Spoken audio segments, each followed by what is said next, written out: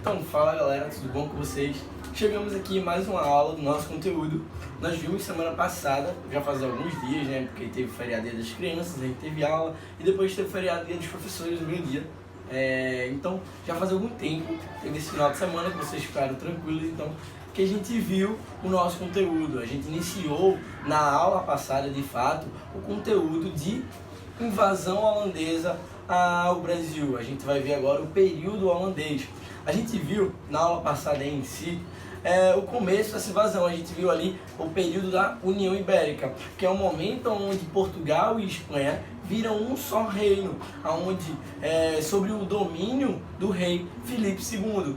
A gente vai ver que Portugal tinha o seu rei, o Dom Sebastião, mas ele, naquela vibe de lutar contra os infiéis, contra os povos muçulmanos, ele vai sumir em uma dessas batalhas, onde vai deixar o trono português vago.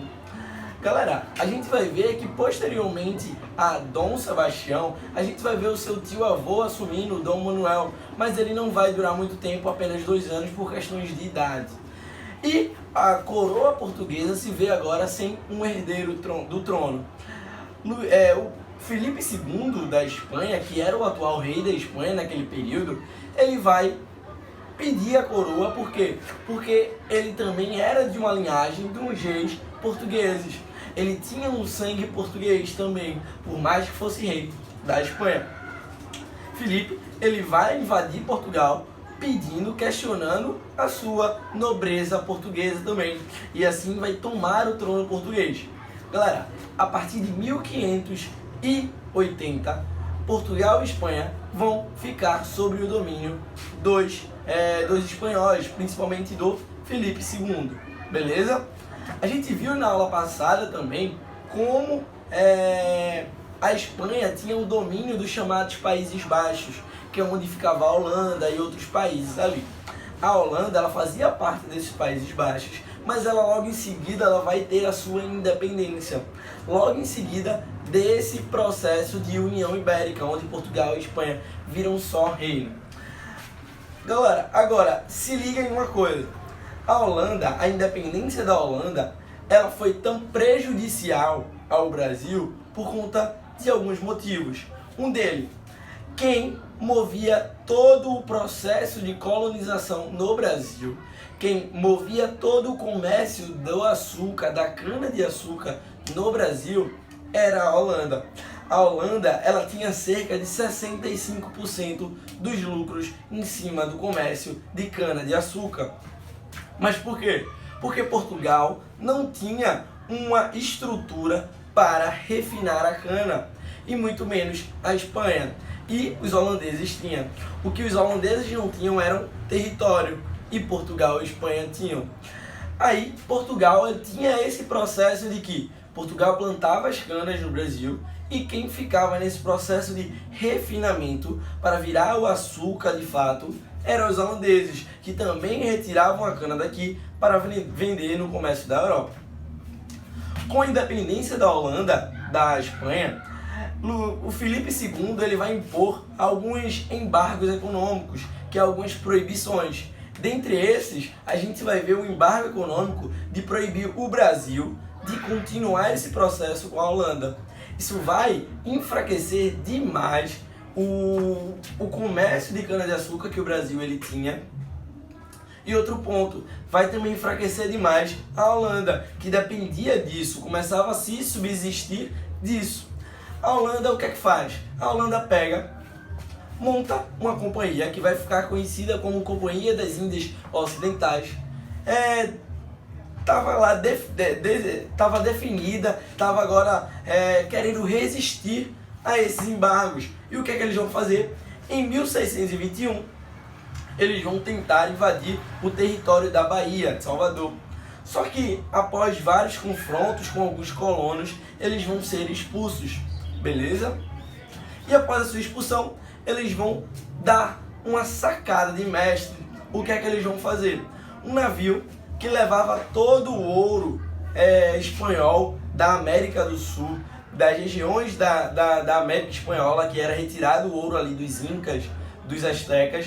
O navio que passava pelo Caribe nesse momento foi atacado por tropas holandesas. Os holandeses eles conseguem saquear um navio repleto de ouro espanhol. Mas por que isso foi uma grande sacada? Porque com esse dinheiro os holandeses eles puderam crescer militarmente, eles ficaram mais fortes, conseguiram comprar mais armas, aumentaram o seu exército e vieram para mais uma investida no Brasil. Eles tinham sede no Nordeste brasileiro justamente por conta dessa questão da cana-de-açúcar. A gente viu que eles vão dominar a parte de Pernambuco, mas a gente não viu quais partes. Então vem comigo que a gente vai falar sobre isso agora. A gente vai ter o fracasso, coloquei aqui já de primeiro um tópico, o fracasso da investida dos holandeses na Bahia. Como a gente falou aqui já no começo, os holandeses eles vão tentar invadir a Bahia ali em 1621 e vai dar errado, porque os colonos eles vão expulsar esses holandeses, que também vai se juntar com 12 mil soldados espanhóis que o Filipe II ele vai enviar. Só que a gente tem o saque no Caribe. Os navios espanhóis eles vão ser saqueados, que estavam repletos de ouro, eles vão ser saqueados lá no Caribe, que vai fazer com que os holandeses, que a Companhia das Ilhas Ocidentais, eles consigam mais dinheiro para investir em armamento, para investir em militares, para investir em navios. E em 1630 a gente vai ter o início da invasão holandesa a Pernambuco. Primeiro, eles vão estar bem preparados. Os saques do Caribe ao navio espanhol vai deixar eles mais bem preparados. E outro ponto, eles já conheciam o território do Brasil. Eles vão estar nesse processo de retirada de cana-de-açúcar e nisso eles vão ter conhecimento sobre esse território, beleza? E eles vão vir com cerca de 7 mil soldados para invadir a região de Pernambuco em si. Primeiro ponto, eles vão dominar Olinda. Olinda, galera, era a capital de Pernambuco, não era Recife. Olinda era a capital por ser a primeira vila aqui no estado de Pernambuco. Olinda vai surgir ali, de fato, por volta de 1537, 1535, por ali. Não se tem uma data oficial ainda, só que a gente supõe essa data. E Olinda vai ser também a região que vai estar localizada os grandes engenhos de Pernambuco. Então, Olinda era a cidade-chave para dominar todo o Pernambuco. Eu até coloquei aqui, ó, Olinda era a grande produtora de cana naquele período. Tranquilo? Tudo certo? Só que você pensa, professor, na Bahia os colonos resistiram e aqui em Pernambuco tiveram resistências? Sim, tiveram resistências. A gente vai ter uma armada, um arraial sendo formado que ficou conhecido como o Arraial do Bom Jesus. Esse arraial ele vai ser formado para tentar expulsar esses holandeses daqui. Só que ele vai ter como grande líder o Matias. O Matias ele vai ser um desses senhores de engenhos que vai formar esse arraial. Só que a grande fase da dominação dos holandeses aconteceu de fato por causa desse carinha aqui, ó, Domingos Jorge Calabar. Calabar ele vai ser um ponto extremamente importante nesse processo de invasão holandesa. Por quê? Ele vai pertencer ao Arraial do Bom Jesus, ele vai lutar contra esses holandeses, só que ele, no meio dessa batalha, ele vai se vender para o lado holandês. Ele vai entregar todo o plano, todos os outros que faziam parte dessa resistência.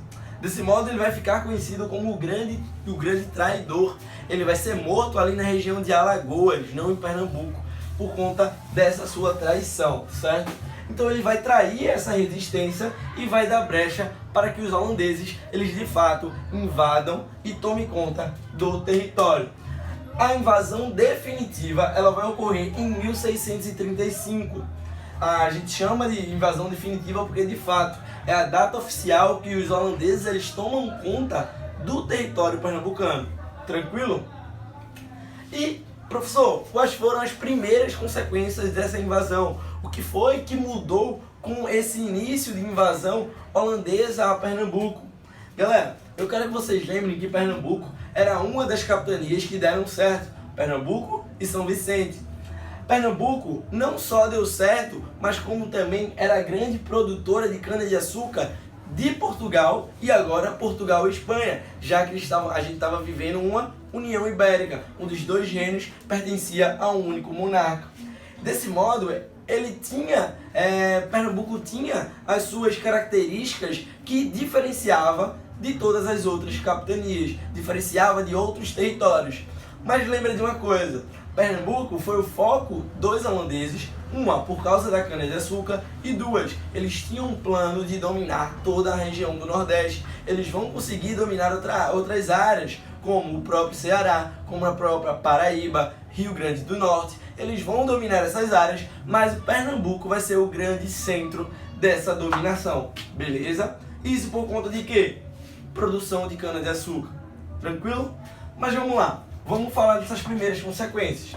A primeira consequência, a gente tem a destruição desses engenhos, já que os holandeses e esses senhores de engenho, que eram praticamente portugueses ou lusos brasileiros, que eram filhos de portugueses ou de espanhóis, entravam em conflito constante. Então os holandeses eles começam devastando toda a região para tentar fazer ligações. A gente tem essa destruição desses engenhos, principalmente os engenhos que ficavam na parte de Olinda, tá certo? A gente vai ter a fuga em massa de escravos. Com essa invasão e a destruição desses engenhos, os escravos que habitavam esses engenhos, eles começam a fugir em massa. Galera, é nesse período aqui que a gente vai ter o crescimento, o aumento do que a gente já viu aqui, que a gente já trabalhou, do quilombo dos Palmares. O quilombo dos Palmares, ele vai ter um aumento, um crescimento durante esse período de invasão holandesa. Isso por quê? Por conta da destruição dos engenhos. Os engenhos eles vão ser destruídos e esses escravos eles vão começar a fugir para o quilombo, tá certo? Para se proteger e não serem mais escravizados. Tranquilo? Outra coisa, a gente vai ter a transferência da capital de Olinda para Recife. A partir do governo dos holandeses, que Recife se torna capital de Pernambuco. Mas por que isso aconteceu? Por que essa troca? Primeiro ponto, a gente vai ter os holandeses incendiando toda aquela região onde fica a Cidade Alta, que é Olinda, aquele sítio arqueológico. O sítio olindense vai ser todo incendiado pelos holandeses. Eles vão tacar fogo em tudo ali. Por quê? Porque era uma região alta, onde os holandeses eles não poderiam enxergar quem estava em cima, e quem habitava aquela região praticamente eram lusos portugueses, luso-brasileiros, ou então espanhóis que estavam agregados aqui. Então, transferir a capital para Recife era deixar uma capital mais plana. Tinha um projeto também de urbanização, que a gente vai trabalhar com isso nas próximas aulas. E a gente vai ter um aumento no clima de tensão. A gente vai ter os holandeses versus os senhores de engenho combatendo a todo momento, não só com os senhores de engenho de Pernambuco, mas com os outros senhores de engenho da Paraíba, do Rio Grande do Norte e até mesmo do Ceará, tá bom? Mas posteriormente isso vai ser mudado com o governo de um cara que ficou muito conhecido aqui em Recife, principalmente. Na nossa aula de campo eu mostrei para vocês uma estátua dele, mostrei o palácio que foi construído por ele, que é Maurício de Nassau. A gente vai falar sobre Maurício de Nassau na aula seguinte, porque a ideia dessa aula era basicamente introduzir essa invasão, a invasão definitiva, e a partir de agora a gente vai trabalhar de fato o período holandês. A gente vai trabalhar como ocorreu esse período, quais foram as políticas implementadas nesse período. A gente vai trabalhar a questão da urbanística, como a cidade do Recife ela começa a se desenvolver com Maurício de Nassau, tendo em vista de que antes de Nassau a cidade do Recife era apenas uma ilha, que era a ilha onde fica o Marco Zero. Apenas aquela região era a cidade do Recife. A gente vai ter, claro, algumas regiões a mais, como uma parte de Santo Amaro e a parte ali do bairro de São José, mas não vai ser uma cidade muito urbanística, não vai ter um preparo com ruas, com pontes, não. A gente não vai ver isso antes do governo de Nassau. Isso tudo vai surgir a partir de Maurício de Nassau, certo? Então, na próxima aula a gente vai trabalhar mais isso. Nessa aula foi só uma introdução para a gente, de fato, adentrar nesse período holandês, que é um período marcante na história do Brasil e não só de Pernambuco. Tranquilo? Vejo vocês na próxima aula. Um beijão e tchau, tchau!